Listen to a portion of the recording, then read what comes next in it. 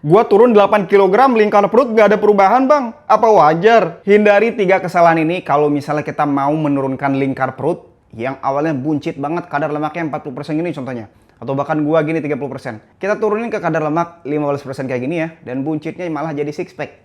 Nggak ada lagi lemak di perut kita. Ataupun kayak klien-klien gue yang ini ya, itu dari buncit, absnya langsung muncul. Tuh bahkan yang perempuan itu lingkar perutnya turun sebanyak 19 cm.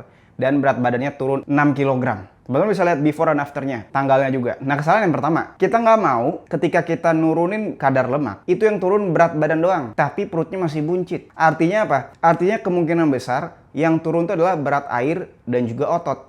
Lemaknya sedikit banget atau bahkan nggak ada. Jadi kesalahan yang paling pertama, jangan sampai kita tuh kayak gini kejadian ini ya, udah turun 8 kilo tapi lingkaran nggak turun sama sekali. Yang kita mau adalah setiap minggunya turun 1-3 kilo atau bahkan 5 kilo per minggu ya, tergantung berat badannya. Kalau semakin di obesitas banyak banget bisa turunnya. Dan juga per minggu tuh 2-5 cm lingkar perutnya. Tapi kalau nggak turun sama sekali, itu ada masalah. Oke, jadi yang pertama, kita mau mencukupi dulu kebutuhan protein kita, minimalnya 50-100 gram per sekali kita makan, dan proteinnya harus dari hewani. Kenapa? Supaya nanti massa otot kita tidak ikutan turun pada saat kita menurunkan kadar lemak ini. Oke, kita mau menjaga ototnya atau bahkan meningkatkan massa ototnya pada saat kita menurunkan kadar lemak. Jadinya nanti beratnya turun ya, nggak banyak turunnya karena ototnya terjaga, tapi lingkarnya lebih banyak lagi turunnya, lingkar perutnya. Oke, itu yang pertama. Nah, yang kedua, kita juga harus memperhatikan tidur kita. Karena tidur itu sangat-sangat penting. Kalau misalnya teman-teman mau menjaga massa otot teman-teman itu banyak, dan juga yang turun, itu kita mau murni lemak semua. Karena berdasarkan di studi ini, kalau tidurnya kurang, di bawah 6 jam gitu, yang turun adalah kemungkinan besar otot. Jadi lemaknya nggak turun, malah ototnya yang turun.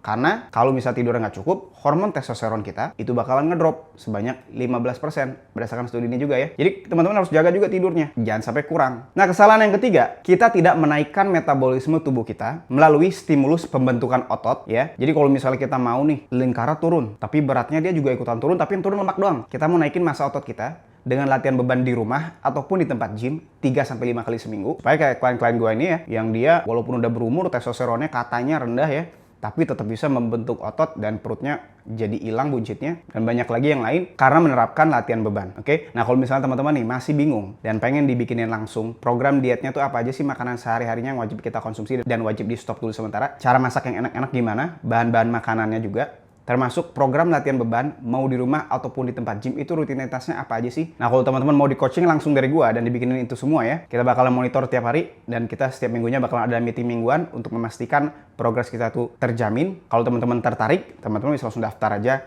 di link di bio profil gua.